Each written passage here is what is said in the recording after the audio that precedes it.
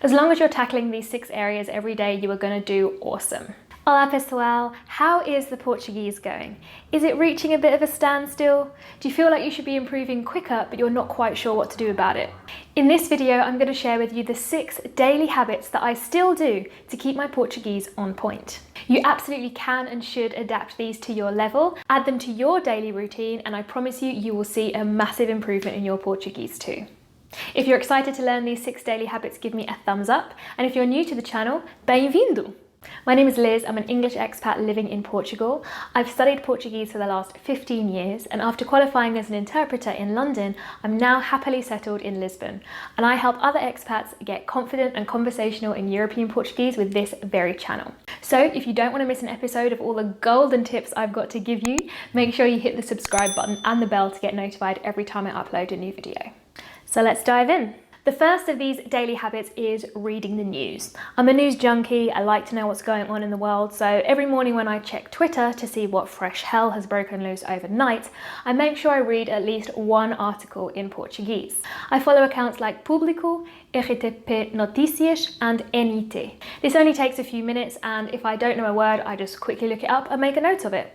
The second habit is speaking. Now, if you live in a place like Lisbon where people speak great English, it can be really difficult to get this done. So you need to go out of your way to make sure that you speak to people. It sounds simple, but be honest, when was the last time you did it? I still use every opportunity that I get to speak Portuguese, whether it's in the gym, in the taxi, or speaking to one of my neighbours, even if it's only a 2 or 3 minute conversation. Only by forcing yourself to do this on a daily basis will you start to get comfortable with it and really start improving your spoken Portuguese.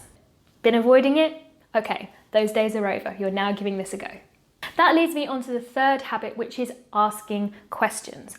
I still come across words and phrases that I don't know, but I don't see it as a failure, it's an opportunity to learn. So your best friends in this scenario are going to be the phrases como se diz, how do you say? So if there's a word that you want to say but you don't know how to say it, don't switch to English, just say como se diz, and then either the word you want to say, or if you're more advanced, try explaining in Portuguese what it is that you want to say.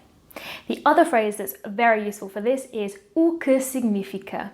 So if there's a word that somebody has said that you don't know what it means, maybe it's some slang, maybe it's just a complicated word you haven't heard before, you can say o que significa.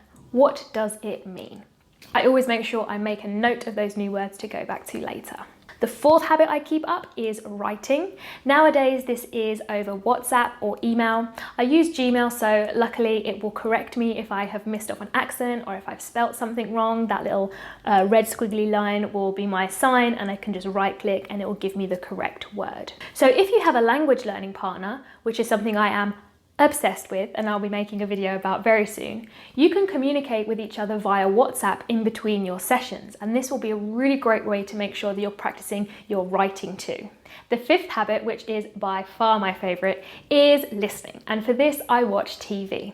I'm currently obsessed with a Portuguese soap opera that was out a couple of years ago, Ouro Verde. It's perfect for the end of the day when I'm winding down and I can get lost in a world of mistaken identity, love affairs, kidnap and outrageously good-looking guys. This one is still available on TVE online, but if you're not ready to watch Portuguese TV without subtitles yet, then you can check out this video where I talked about how you can activate the subtitles using the RTP player, and you can also check out this video on other exercises to do with listening if you're more of a beginner. The links to both of those videos will be in the description. The final habit is consolidation. So throughout the day, I will have come across new words and phrases that I want to remember. I will also have thought of a ton of topics for videos. I keep a running list of them on my phone, and at the end of the day, I transfer them into a notebook so that I can actively study them. This stops things going in one ear and out the other and makes sure that I can actually bring those words and phrases into my active vocabulary. So which of these do you do? Which of them are you going to add to your daily routine? Let me know in the comments. You could still add all of these to your daily routine and still spend less than an hour a day studying. It doesn't really feel like work when you're actually adding it to your everyday routine. Of course, the things that I do might not be suitable for you if you're a beginner, but you could swap my reading the news for reading a billboard or reading a few lines from a children's book. You could swap my watching TV for watching a short video on YouTube. As long as you're tackling these 6 areas every day, you are going to do awesome. If you need help with your European Portuguese pronunciation, that's right, not the Brazilian kind, you can grab my free guide with 7 tips to instantly improve your European Portuguese pronunciation. The link will be in the description, and I'll see you next week. Ciao for now.